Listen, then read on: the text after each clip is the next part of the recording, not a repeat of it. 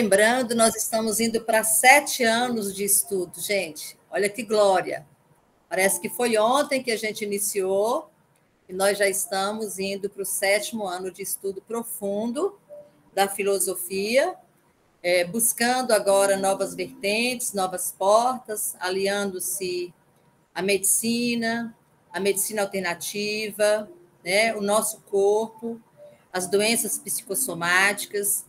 Então, envolvendo o nosso todo para a gente poder compreender quem somos nós de verdade, a nossa caminhada, né, o que nós buscamos. Então, isso é muito importante quando a gente faz essa reflexão e tem essa grande oportunidade de investir em nós mesmos, porque o estudo nos proporciona essa abertura, esse autoconhecimento, essa abertura de consciência. Então, é muito bom, né? Muito interessante. Então, dando sequência ao que nós vimos semana passada, há que se considerar que a grande maioria das pessoas ainda não se conscientizou do sentido metafísico da vida no planeta Terra. É o que nós comentamos. É como se a gente tivesse uma leva de pessoas ainda adormecidas na não compreensão da vida na sua essência divina, na pureza que o Senhor da vida tem nos mostrado esse tempo todo. Porque muitos sequer compreendem com a devida profundidade e extensão os múltiplos aspectos e ocorrências que diz respeito à própria realidade. Nós percebemos que algumas pessoas parecem que estão de contramão com a vida, no mundo da ilusão, no mundo da internet, no mundo das redes sociais, como se fosse um mundo que poucos vivenciam, de felicidade, de festa, de farras, de viagens, e esquecem muitas vezes até de trocar as informações, que o sofrimento existe, que a tristeza está aí, que a angústia ela é permanente, e que tudo isso nos impulsiona ao nosso crescimento pessoal, ao nosso crescimento profissional, ao crescimento psicológico, mental, porque somente envolvendo nesses parâmetros, nessas conexões, é que a gente abre essas dimensões que nós possuímos e que muitas vezes ainda se permanece nos quartos escuros. Então, busca, sim, com sofreguidão as alegrias, o prazer físico e material, bem como a satisfação imediata dos seus anseios. O ser humano está muito ligado ao externo, ao material. Poucos ainda se envolvem, né, nessa visão do olhar para dentro. Obviamente que consideram uma bênção a ausência de problemas, é lógico, é o que todo mundo quer, é o que nós pedimos, né? Quisera termos um mundo que não houvesse problemas, pois enquanto tudo transcorrer da maneira como desejam, por que se preocuparem com assuntos que fogem ao seu entendimento ou se comprometerem com o amadurecimento pessoal? Quem quer crescer tem que ter uma ação, ter um movimento. Nós costumamos falar que crescer fisicamente não dói, mas crescer espiritualmente dói muito, que é o oposto. Porque o crescimento espiritual, ele nos reporta a uma situação de avaliar as dificuldades do nosso caminhar, as intempéries que as enfrentamos, para que assim tenhamos escolhas mais assertivas e fazer um diagnóstico, né, de nós mesmos nos passos que estamos dando. Quais são as consequências das nossas ações? Então, devido ao fato de a dor não fazer parte do seu repertório de possibilidades, é o que ocorre com muitos, né? E porque também não estão predispostas às reflexões, um tanto mais sérias, mais profundas, quanto à sua própria natureza, a natureza transcendental, quando se depara com aflições mais intensas, com aqueles sofrimentos mais pungentes, que realmente movimenta a alma, podem se desesperar, desanimar, se revoltar, ou ainda entrar no processo de uma depressão crônica, chegando, inclusive, ao suicídio. A não à vida, né? Eu hoje estava assistindo, hoje não, ontem de manhã, eu estava assistindo uma palestra, ela é de agora, ela tem, parece que 11 dias, de Divaldo, ele falando sobre a reencarnação. fez um esclarecimento grandioso, colocando as palavras da Bíblia com a realidade, voltando-se para a cultura da época, as palavras utilizadas, deu exemplos dele mesmo, falou do suicídio, e ele coloca que nós estamos vivendo um momento muito difícil. Oi.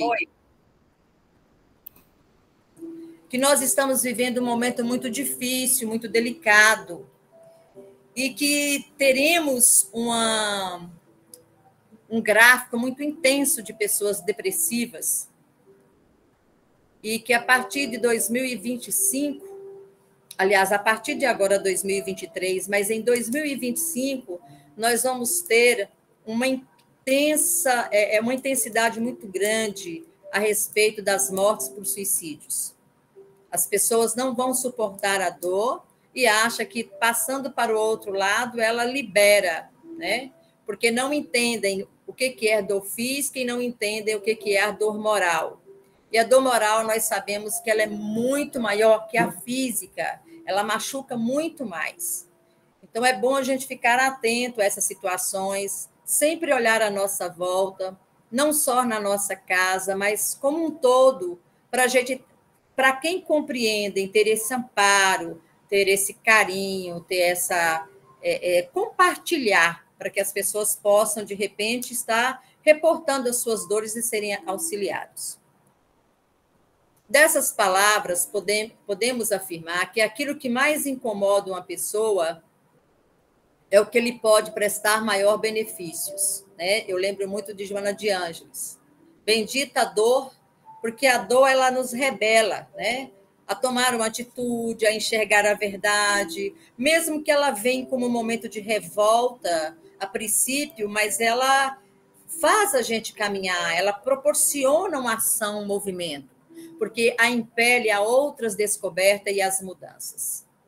Ninguém muda se não tiver algo que impulsione. Ninguém vira uma esquina simplesmente por virar. Há uma necessidade, há uma busca. E quando nós entramos nesse processo dessa busca do eu, é esse momento que a vida vira um labirinto. Você quer conhecer um pouco de tudo. E bem sabemos que, se não formos incomodados, a tendência é nos acomodarmos. E é verdade, nós seres humanos temos essa tendência. É por isso que a dor, em suas diversas fases, como o primeiro momento, nos faz voltar para dentro de nós mesmos, para somente depois nos predispor à superação do desconforto. Assim como nas funções da inteligência, a função da inteligência é de ocupar daquilo que não está indo bem em nossa vida, encontrar alternativa ou solução para a dor que daí decorre. Se a gente lembrar que nós somos pessoas inteligentes, que nós temos uma capacidade de raciocínio, que tudo temos que passar pelo crivo da verdade, pela razão, nós temos capacidade de encontrar as respostas que nós buscamos, as indagações que fazemos. Então, quando estamos, por exemplo, com um problema mais contundente, não é ele que monopoliza nossos pensamentos e sentimentos? Aí nós temos as palavras de André Luiz para explicitar tudo isso. Dor, para nós, significa possibilidade de enriquecer a alma. Olha que fantástico, né? Mas é difícil quando a gente está passando por essa dor. Mas uma vez que a gente consegue fazer toda essa estrada da dor, lá na frente a gente percebe o tanto que estamos renovados, o tanto que estamos amadurecidos, o tanto que compreendemos melhor a vida e estamos mais preparados, né, para outras adversidades, para outras intempéries. A dor do luto. Como estamos falando da dor como um todo, por que não também falar da dor do luto, que é uma dor extremamente difícil, acolher esta dor no sentido de compreender. Isso abrange imensuráveis caminhos, porque a gente questiona, inclusive, até o próprio Deus, o Senhor da vida. Importante salientar que a experiência do luto é bastante particular a cada um, e cada um ser tem uma maneira de lidar. As fases duram diferentes períodos de tempo, variando de pessoa para pessoa, em diferentes situações e momentos da vida. É verdade. Conversando esses dias com um psicólogo, um amigo meu, ele fala que as fases ela tem que cumprir todas as etapas. E que tem pessoas que, às vezes, passam 10 anos em uma só etapa. Então, não cumpre, né, as etapas para que possa, assim, resolver aquela problemática da perda, da dor. E, com isso, dificulta. E o sofrimento ele passa a ser mais intenso. Então, enfrentar o luto, encarar a perda, sentir o vazio, chorar e todos os outros sintomas elencados acima fazem parte, sim, desse processo. Nós somos humanos. Quando começou a ocorrer, quando o mundo começou a ser mundo, que o homem ainda não tinha nem palavras para expressar, que os pensamentos eram pensamentos fragmentados, uma das coisas que mais moveu o homem foi enquanto pequenas tribos e, de repente, alguém simplesmente paralisava, morria. Aquele que estava ali, que via aquela situação, ele entrava em desespero, porque ele sacudia, ele movimentava, ele não sabia o que era a morte, assim como não sabia o que era a vida, pois vivia num processo de sobrevivência. Então, com esses relatos, a gente percebe a dificuldade quando o homem primitivo tem de entender Deus. Por quê? Porque não se entende. É necessário, primeiramente, se entender para entender o universo, para entender o externo, para entender o outro. Eu só posso mudar a mim mesmo. Para que eu compreenda o universo, é necessário eu abrir as minhas redes de conexões. Então, esse processo é de vazio. Já a não aceitação e a revolta, embora sintomas naturais, precisam ser enfrentados com fé e resignação.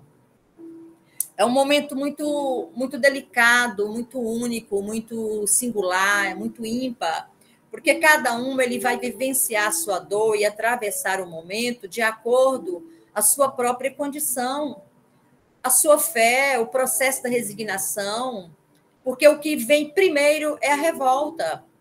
Se revolta com Deus, se revolta com o mundo, se revolta com as pessoas, revolta até com si próprio, tipo assim, como que eu não consegui evitar que isso ocorresse? Então, é importante expressar os sentimentos, a saudade, as lembranças do ente querido, de forma a continuar a nossa vida, entendendo o fenômeno da morte como um processo natural e uma liberação para os entes que se vão. Então, quando nós, na doutrina espírita, que temos esse conhecimento que a vida continua, que isso aqui é somente uma escola, que é fugaz, que ele é passageiro, que aqui é um aprendizado muito grande, e que a essência da vida como espírito é a eternidade, que os encontros sempre estão ocorrendo, mesmo que a gente está lá ou ora aqui, a gente tem esse contato. Então, essas verdades, essas aberturas, nos trazem um determinado conforto. Percebe-se que passamos por essa dor, por esse momento, com uma certa, eu não diria tranquilidade, ou nem com muito amor, mas pelo menos de uma forma mais consciente, né? Sabendo que o encontro terá, que ele vai acontecer, e a necessidade de seguir a vida, porque a nossa missão ela continua. Então, só para a gente ter uma noção, um gráfico rapidinho, as fases do luto. O primeiro momento é a negação, é como uma ofensa psíquica, né? A pessoa nega a existência do problema, não fala sobre o assunto, procura desculpas para não aceitar aquela realidade. Em negação, ela não muda a sua rotina, continua trabalhando, estudando, como se nada tivesse acontecido. Ela está no processo de negação. Nada aconteceu. Está tudo do mesmo jeito, porque não possibilita a mente trabalhar esse sofrimento, essas angústias que lhe ocorrem, ela entra nesse processo de encobrir, camuflar. Depois, o processo vem a raiva. Pode compreender desde as primeiras semanas até os 6 meses. A pessoa fica inconformada, revoltada contra a situação. É comum que ela chore, que tenha distúrbio do sono, falta de apetite durante essa fase. Por quê? Porque ela vai sentir que aquele momento aconteceu, que ela está vivendo a abertura de consciência. Eu perdi o meu objeto, que é o objeto do amor, que é o objeto do desejo. Porque o ente querido, aquilo que nós amamos, é o nosso objeto de desejo. E nós vivemos pelo nosso desejo, segundo a psicanálise. Aí depois vem a barganha, né? Também conhecida como negociação. A pessoa tenta criar uma ficção de que a morte é algo que podemos impedir, ou seja, ela fantasia, tenta reverter o ocorrido, busca estratégias para tornar isso possível. É outra situação, é outra etapa. Depois entra o processo da tristeza e a depressão. Não existe mais fantasias com a realidade paralela, volta-se ao presente com a profunda sensação de vazio, é a hora da conscientização sobre o que realmente aconteceu, o isolamento e cansaço é muito comum nessa fase, a pessoa não acredita que sairá daquele estado de tristeza e de melancolia. Esse processo, ele é um momento difícil, mas ele é da cura. Ele começa, então, a cicatrizar. A ferida não escorre mais sangue, mas ela está aberta. Há uma necessidade de um trabalho agora de aceitação, que é a última etapa. É quando a nova realidade ela é aceita, a pessoa entende que o sentimento de superação faz bem, alivia, tranquiliza, acalma. É uma fase necessária para reorganizar as ideias, confortar o esquema mental, buscar novos sonhos, criar novas metas, e com o tempo a dor emocional do luto ela vai desaparecendo, ficando uma saudade. Mas uma saudade já gostosa, agradável. A nossa mente não tem recordações das coisas negativas, a gente só lembra as coisas boas que vivenciou com aquela pessoa, que foi um filho, um marido, uma esposa, um tio, uma avó, não importa. Aquela pessoa que estava próxima e que a gente sente o vazio do físico, porque nós não enxergamos mais. Então, são as fases do luto que a gente tem que vivenciar para passar por esse processo, para continuar a vida. E no Céu e Inferno, no capítulo 3, item 3, nós vamos entender 3 frases legais para compreender. À proporção que o homem compreende melhor a vida futura, o temor da morte diminui. Uma vez esclarecida sua missão terrena, ele aguarda o fim com calma, resignação e serenidade. Então, O Céu e o Inferno, um livro de Allan Kardec, que é o Pentateuco da doutrina espírita, ele relata alguns fatos, nos mostrando essa realidade e nos traz palavras reconfortantes para que compreendamos Deus na sua essência divina e nos coloquemos como pessoas simples e que temos que aceitar esses desígnios de Deus. Que desígnios são esses? É a própria vida na sua essência, na formação das personalidades, nas escolas que estamos matriculados, nos livros que lemos, nas expressões que recebemos, no carinho, no amor de todos, uns para com os outros, assim também nas dificuldades dos momentos negativos, ruins, doídos, para que assim a gente vai se modelando como uma massa na tentativa de buscar ser aquele homem de bem tão falado pelo Evangelho. Com o estudo da doutrina espírita, passamos a compreender que a passagem desse mundo para a pátria espiritual não significa o fim. O desencarne faz parte da jornada espiritual de cada um de nós. Nós temos um tempo, a energia vital de vir aqui, viver o tempo que é permitido e depois ir embora. O desenlace carnal é o encerramento de uma etapa, não é a morte do espírito, mas a morte da carne, e o começo de uma outra, que é a essencial, que é a verdadeira, que é a vida espiritual. Para os que ficam, é importante a confiança em Deus e a fé no futuro. Uma postura duradoura do inconformismo diante da perda pode dificultar muito a caminhada, tanto nossa quanto do nosso ente querido. Então, esse esclarecimento nos fortalece, né, nos reanima. Mas e aí, Fátima, e as outras religiões, e as outras filosofias? Como encara? Cada um encara de acordo com a sua fé, a sua situação de vida, a sua religiosidade, até mesmo o templo que é escolhido por cada um, para que possa vivenciar e se inteirar dessa fé e desse amor, tanto de Jesus, quanto de Deus, quanto de Maria, essas criaturas, né, ou esses seres crísticos, que está sempre nos fortalecendo e é o nosso condutor de fé para que caminhemos de verdade nesse caminho de redenção. As vivências de perda apresentam-se por vezes como experiência de difícil elaboração, é difícil elaborar uma perda. Eu falo agora por mim, dando um testemunho, eu demorei 6 anos. O meu processo de luto foi de 6 anos em relação ao meu pai, né? Que vocês sabem disso, era a criatura que eu mais amei na vida. Era uma pessoa assim que era especialíssima, né? Que ocupou e ocupa até hoje um grande espaço das minhas emoções, do meu coração. O luto, como um processo relacionado à perda, pode manifestar-se de diferentes formas da vida do sujeito. Cada um vai entender e vai vivenciar de acordo a si próprio. De modo geral, refere-se a um modo de elaboração dessas perdas ao longo de um determinado período, impondo ao sujeito um doloroso trabalho, tal como Freud, em Luto e Melancolia, um livro que ele escreveu em 1917, ele vai falar que nós precisamos trabalhar o luto. E só para poder finalizar, algumas frases dele nesse livro que ele fala que a natureza dos afetos trazido pelo luto se apresenta como um sentimento profundo de um doloroso abatimento, perda de interesse pelo mundo externo e da capacidade de escolher um novo objeto de amor, porque vem a paralisação dos sentimentos, das emoções. É como a gente também, dentro da psicanálise, é como se a gente também morresse. É aquela pulsão de morte que a gente escolhe nesse momento. Trata-se de uma necessidade de reorganização libidinal, de investimento em objetos que mobilizam o eu e as emoções inconscientes.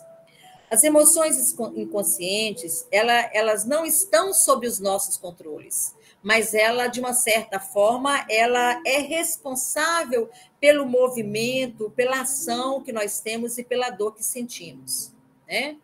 Como consequência, a psicanálise confere ao luto um caráter singular, que pode ser vivenciado de diversas formas, envolvendo perda relacionada à morte propriamente dita ou a perdas subjetivas. Não precisa ser só a morte, né? O descarte de um ser humano, ou seja, a carne morre, enterra-se a carne, mas pode ser um objeto de um extremo prazer, alguma perda que você tenha, ou uma distância, e que faz te reverberar na vida de uma forma diferenciada, né? Então, o trabalho de simbolizar e elaborar a perda, reencontrando novos caminhos para aquele desejo, leva certo tempo, vai envolver alguns pesares, tristeza, angústias, entra no processo do será que eu vou reconstruir, será que eu vou remover essa energia? E é por meio desse percurso que esses objetos de amor podem ser desinvestidos e o sujeito passa a encontrar os novos substitutos. Então, aquieta-se a energia, a vida toma nova forma, a vida recompõe de cores, né? Então, evidentemente, esse processo não é tão simples, pois envolve não apenas encontrar o objeto substituto, mas elaborar as fantasias conscientes e inconscientes que são ativadas com a perda do objeto. É refazer sua vida. É seguir a vida sem aquele filho, é seguir a vida sem o marido, é seguir a vida sem a esposa, sem a avó, sem a tia. É redirecionar sua vida na ausência, né, daquela presença física, porque nós sabemos da presença espiritual como seres que estudamos a doutrina espírita, mas nós sabemos também que em outras religiões que aponta o luto como o ir embora, não sabe se encontra, são certezas, mas sabe que foi. E aí entra naquele relato, né? Será que foi para o céu? Será que foi para o inferno? Será que eu vou encontrar? Será que eu não vou? Dou conta de viver sem ou não? Mas eu costumo falar que o tempo ele é um grande advogado da vida. Ele nos proporciona novas aberturas. O tempo ele vai acalentando o nosso coração, ele vai abrandando a nossa alma, a dor vai diminuindo tempo a tempo, até o momento que a gente acorda mais suave, mais leve, com vontade de caminhar.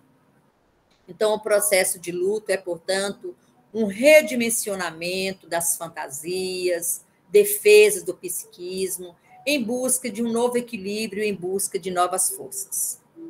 Então, sempre houve uma barreira entre a espiritualidade e a ciência. Mas isso está sendo quebrado nos últimos anos, graças a Deus.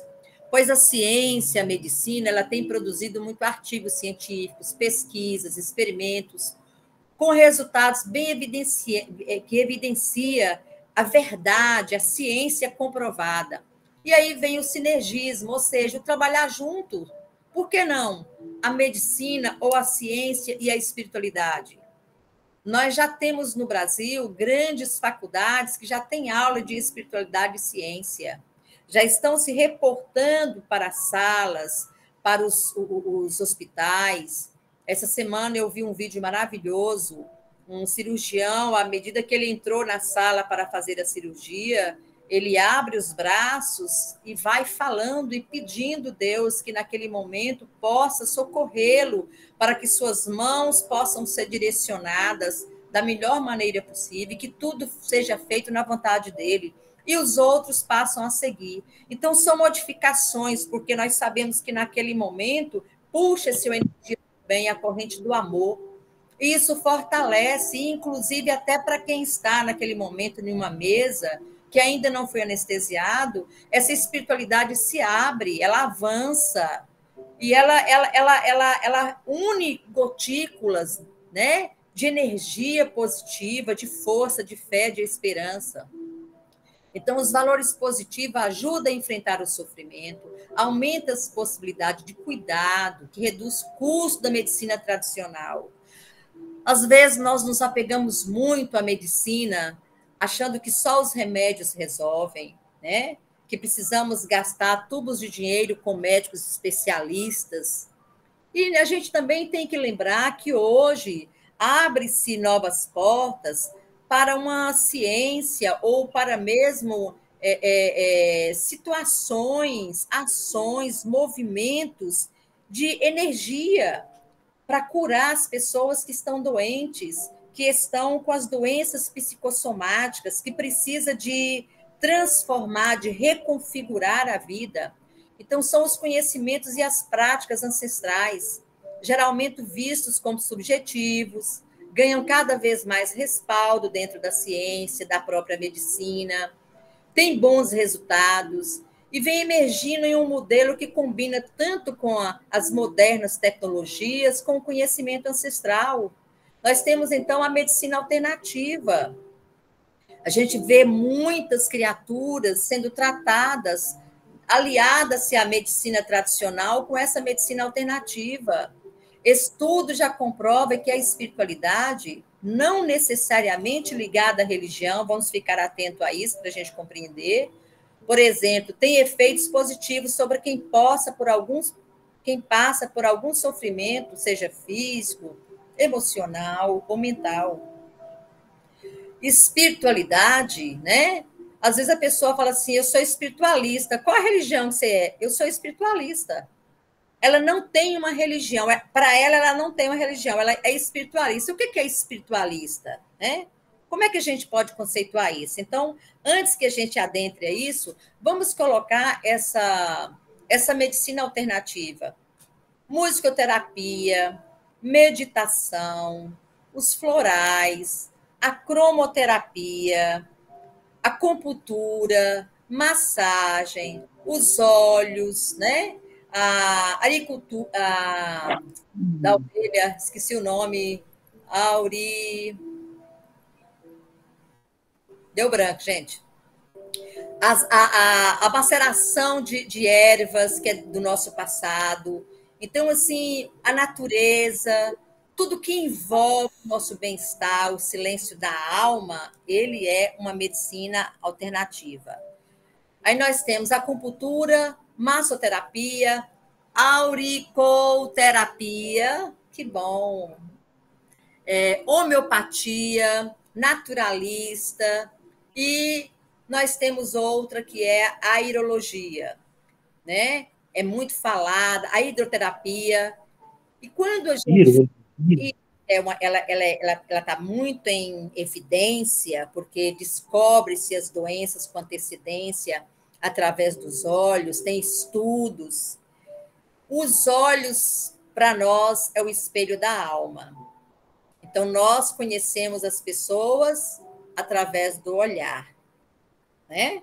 Tem pessoas que passam essa vibração do olhar, como se por alguns segundos há um flerte ali, há uma energia.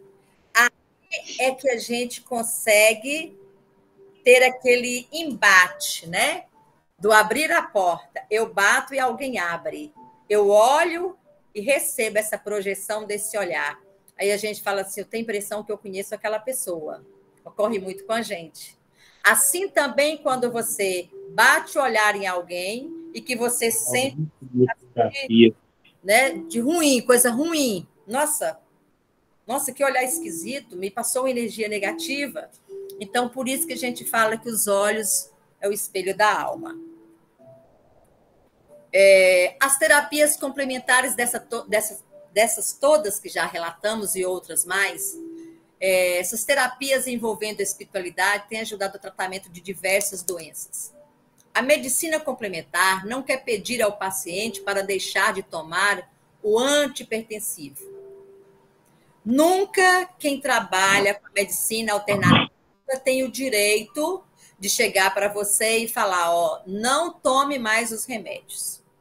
Você agora vai ser tratada dessa forma. Sai fora. Ela vem para auxiliar.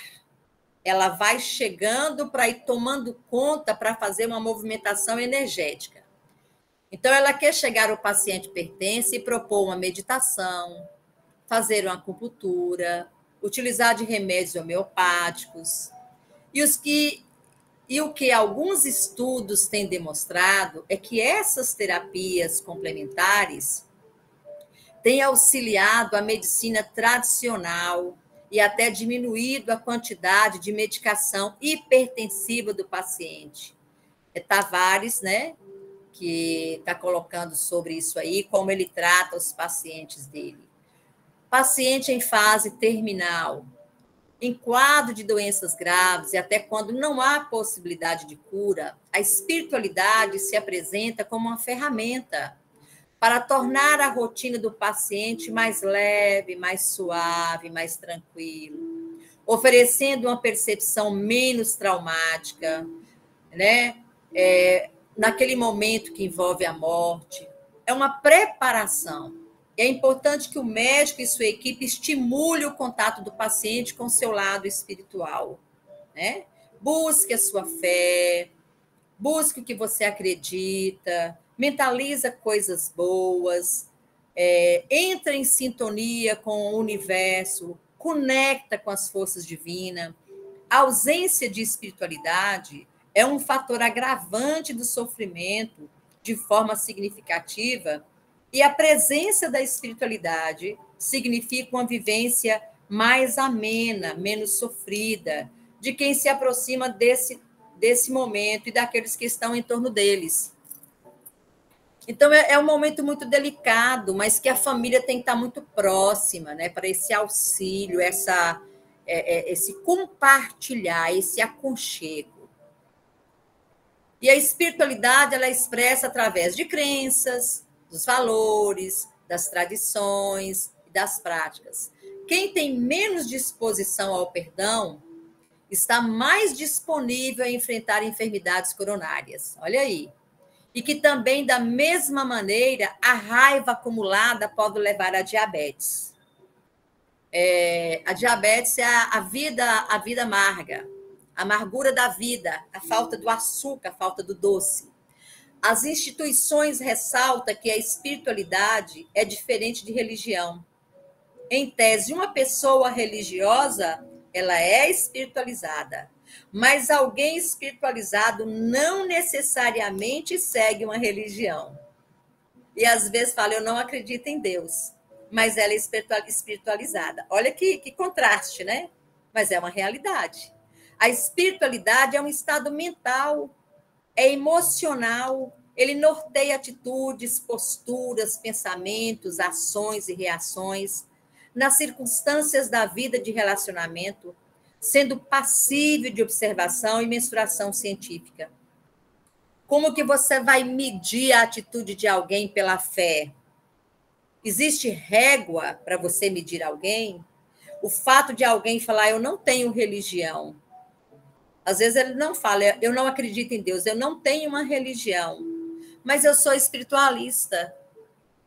Então, Divaldo, uma certa feita, falou que uma pessoa falou que era ateu, mas ele tinha uma postura muito mais apurada, espiritualizada, daquele que estava ali todos os dias dentro do centro espírita.